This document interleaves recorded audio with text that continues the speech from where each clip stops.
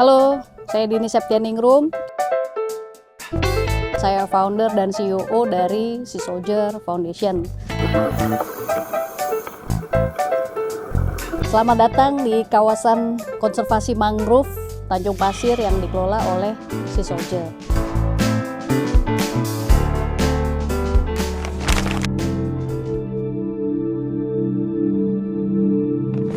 Indonesia itu punya hampir 25% mangrove dari seluruh dunia loh, gitu. Dan ada banyak jenis mangrove yang dapat ditanam di Indonesia. Itu bikin sebenarnya saya sangat terusik gitu ya, apalagi di area pesisir di mana yang saya suka main di sana. Jadi ekosistem pesisir itu ceritanya kan ada 3 penyangganya, konservasi mangrove, lamun dan terumbu karang gitu. Nah, mangrove ini manfaatnya itu sangat banyak. Jadi yang tadi kelihatannya ya udah tanaman ala kadarnya gitu kan, ternyata di balik itu manfaatnya itu secara sosial, ekonomi, dan terutama lingkungan itu sangat banyak. Secara lingkungan ya, mangrove itu adalah yang mendasar, dia menjaga tanah atau daratan kita dari abrasi gitu. Sekarang kita tinggal di daerah pesisir ya, Jakarta itu kan tidak jauh dari pesisir. Ada batas-batas pantai yang langsung berbatasan dengan Jakarta. Selama ini yang melindungi kita ternyata itu mangrove dari ancaman banjir, dari ancaman abrasi gitu.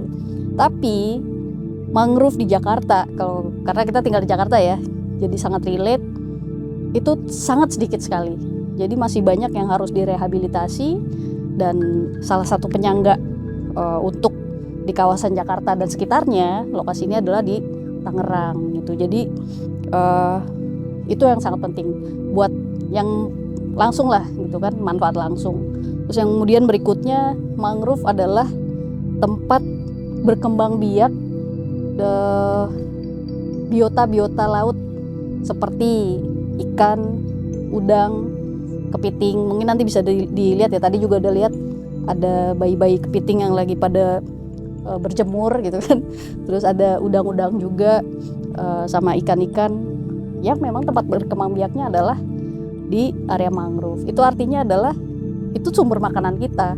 Ketika mangrove itu tidak ada, maka ya kita tidak bisa makan. Karena Indonesia itu kan negara kepulauan, negara yang lautnya banyak sekali. Otomatis kan mangrove-nya juga banyak sekali. Ketika mangrove ini tidak ada, maka itu artinya kita juga menghilangkan sumber makanan kita. Terus yang berikutnya, mangrove ini menyerap karbon, salah satu penyerap karbon yang paling powerful gitu. Itu sekitar 7 kali lebih powerful daripada hutan yang ada di darat. Jadi sangat-sangat efektif, apalagi sekarang permasalahan yang kita hadapin itu kan pemanasan global ya. Itu baru manfaat secara lingkungan dan masih banyak lagi manfaat. Sebenarnya manfaat ekonominya pun ada. Mangrove ini bisa dijadikan kawasan ekowisata. Lalu mangrove juga bisa diolah dari buahnya, daunnya, batangnya. Itu semua punya manfaat yang sangat bagus.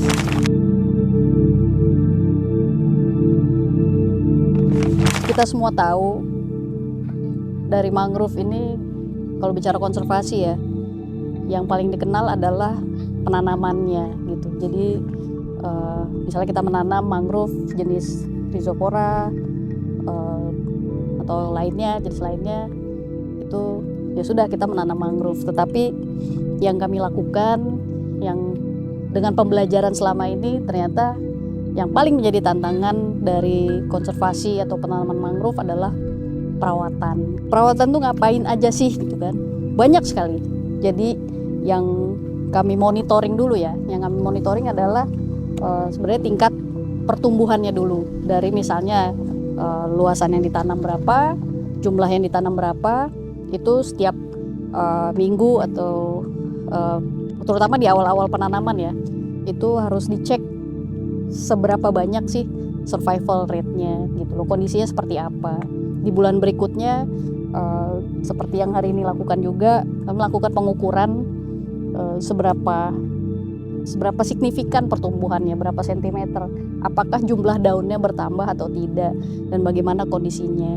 Biasanya di awal-awal penanaman itu akan ada yang mati. Nah, ini mungkin yang ingin kami ceritakan juga ke banyak orang, bahwa setiap penanaman itu dengan metode penanaman yang macam-macam tentunya punya survival rate yang berbeda. Jadi jika di awal kami menanam 100, itu belum tentu nanti setahun kemudian jumlahnya 100. Nah, bagaimana caranya agar survival rate-nya dan menjaga kerapatan zonasi itu? Makanya ada namanya monitoring tadi, dari mulai pengukuran berapa jumlah yang mati dan lain-lain. Dan yang paling bikin prosesnya ini menjadi sulit adalah masalah sampah. Jadi area mangrove itu kebanyakan kan di pesisir. Tahu sendiri, pesisir itu adalah ujung daripada arus aktivitas manusia. 80% sampah yang ada di laut atau di pesisir itu asalnya dari darat. Di sini kami sangat rasakan dampaknya. Di banyak hari-hari tertentu, area-area mangrove ini itu akan dipenuhi oleh sampah, hasil dari aliran aktivitas manusia. Sampahnya itu kebanyakan sampah rumah tangga. Ada deterjen, ada bungkus mie instan. Nah, itu kan sebenarnya aktivitas rumah tangga ya, sampah-sampah yang seharusnya bisa loh dibuang di tempat yang betul, yang benar gitu. Apa akibatnya ketika mereka nyangkut di area mangrove? Itu harus kami bersihkan secara berkala, dan itu sangat-sangat mengganggu pertumbuhan dari mangrove itu sendiri. Bahkan banyak pula yang pada akhirnya mangrove-nya nggak kuat dan mati. Nah, setelah itu ini kan pengaruh ya dari bibit-bibit yang mati. Tentunya akan banyak kompensasinya, dari mulai tenaganya lagi, terus bibitnya lagi, ada biaya lagi yang harus dikeluarkan. Nah, makanya di dalam periode maintenance selama 1 tahun ada yang namanya tambal sulam. Itu nanti kami jadwalkan lagi untuk mangrove-nya yang mati tadi, dihitung berapa. Nah, kami tanam dengan yang baru lagi. Itu jadi di akhir tahun kami menjaga bahwa bibitnya tetap jumlahnya seperti yang di awal penanaman.